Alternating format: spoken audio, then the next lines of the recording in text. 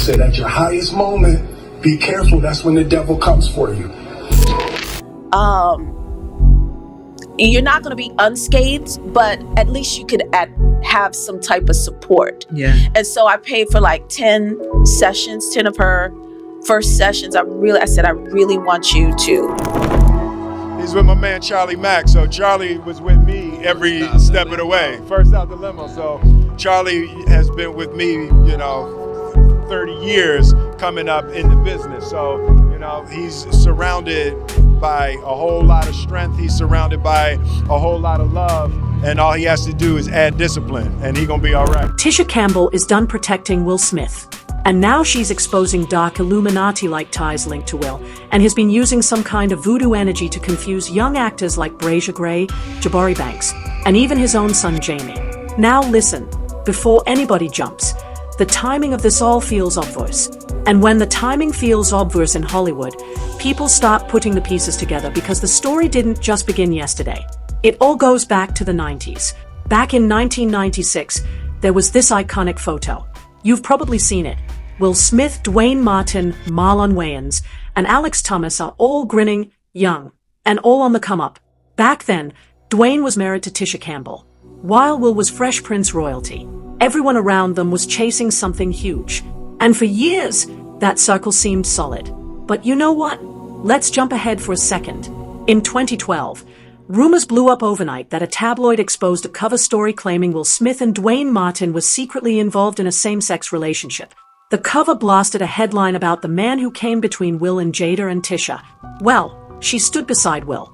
On March 7, 2012, she took to Twitter and said that she was fed up with the media going after the Smiths. She called them an amazing couple and said people should stop spreading lies. But back then she was already really standing with Will and Dwayne. But this is where things start to feel a little uncomfortable.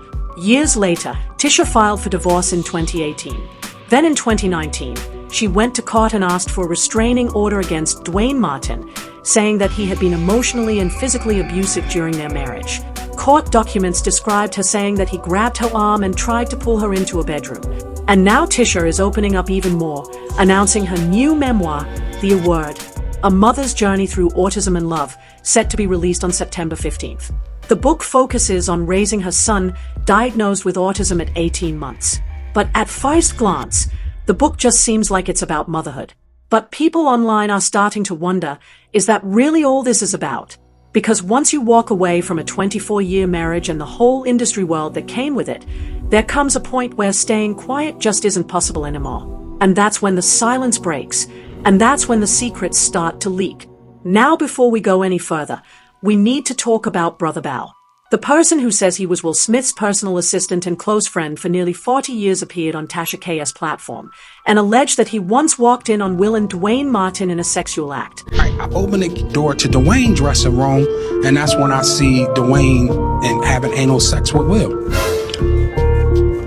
Let me process that for a second. Who was on top? It wasn't a top. There was a couch, and Will was bent over on the couch, and Dwayne was standing up, killing him. Murder. Murder. It was murder in there.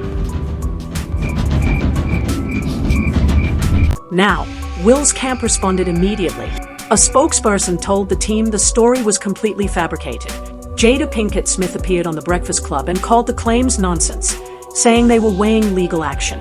She said it felt like an obvious attempt to cash in. It's ridiculous, right? And it's nonsense. And this is a person that tried a money shakedown that didn't work. We're going to take legal action. So officially, Will denied everything. But the rumor never really went away because every time Will takes a young male actor under his wing, these rumors resurface. And that's when Bryshere Gray stepped in. For sure, Jussie Smollett, who rose to fame on Empire, was known to be mentored by Will early in his career. It's like Uncle Will, who is best to give you advice? And it's Will Smith, and I'm getting so much good advice. I got my first acting role, Empire, and it's changing my life. And it's like I'm listening from the greatest, and it's like making me well prepared to work with Taraji. Some old tweets and posts started questioning Will's role in his life. One deleted tweet even claimed, "Remember, Will Smith was mentoring Bryshere Gray." Was he the reason he turned gay because of what Smith allegedly exposed him to? So when Bryshere's career fell apart and Will's name was already tied to these old rumors, that's when the whispers really started. And then Jabari Banks steps into the picture. Jabari Banks is the new Fresh Prince of Bel-Air.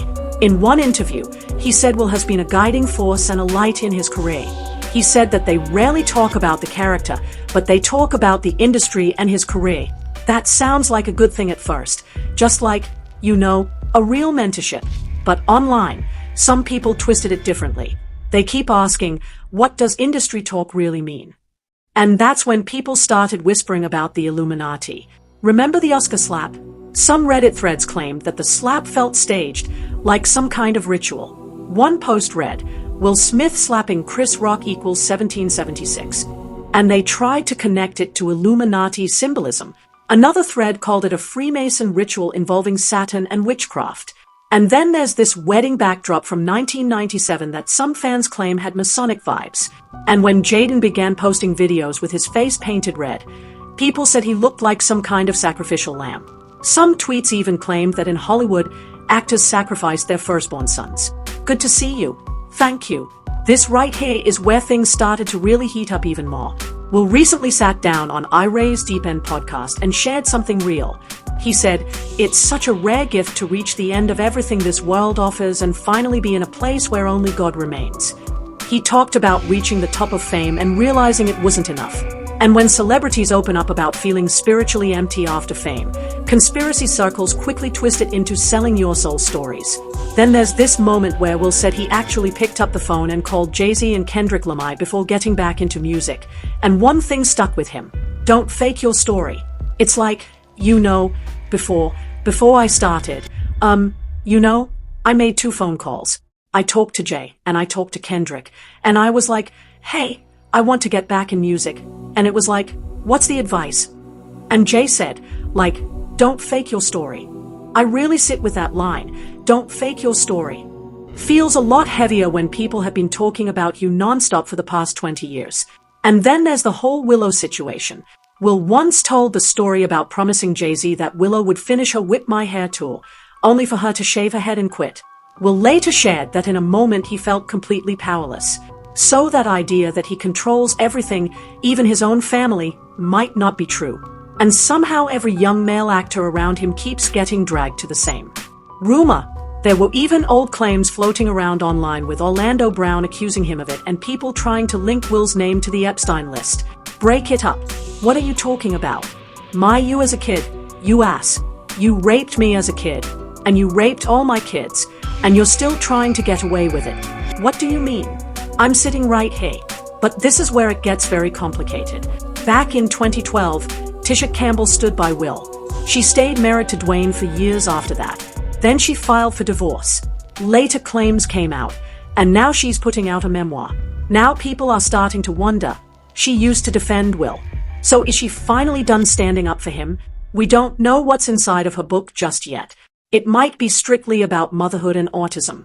But when someone who lived inside that 90s Hollywood circle finally speaks publicly again, people listen differently, especially when that circle included Will, Dwayne, Marlon, and others.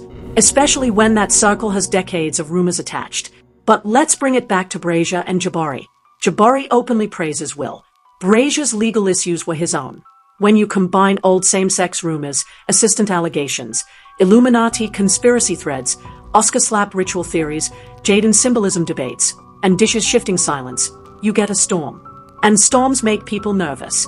But here's the bigger question. Why does Will's name keep surviving scandal after scandal? He survived the 2012 rumor.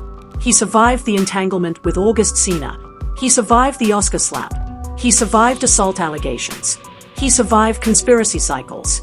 Every time he denies it, threatens illegal action, and moves forward. That's Hollywood power. Or maybe it's resilience. But when someone survives that much, people start calling it supernatural. And that's clearly why people started calling it voodoo. So maybe the real question isn't even did they use voodoo? Maybe it's this instead. Why does Hollywood power always seem so mysterious that people start to question it? And why is it that the same names keep popping up every time people start connecting the dots?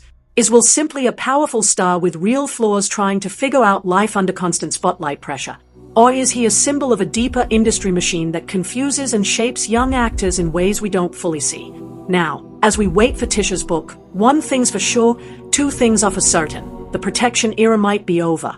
And if she decides to open up more about that 90s circle of Hollywood, people won't just sit back and stay quiet. So, I want to know what you think about this. Is this just recycled rumor culture? Or does Hollywood have patterns we're still pretending not to see? Because if mentorship turns into manipulation, that's one story. But if mentorship is just mentorship and the internet keeps twisting it, that's a different story. Either way, the timing feels loud. And when timing gets loud in Hollywood, something usually follows. So, we'll be watching September 15th very closely.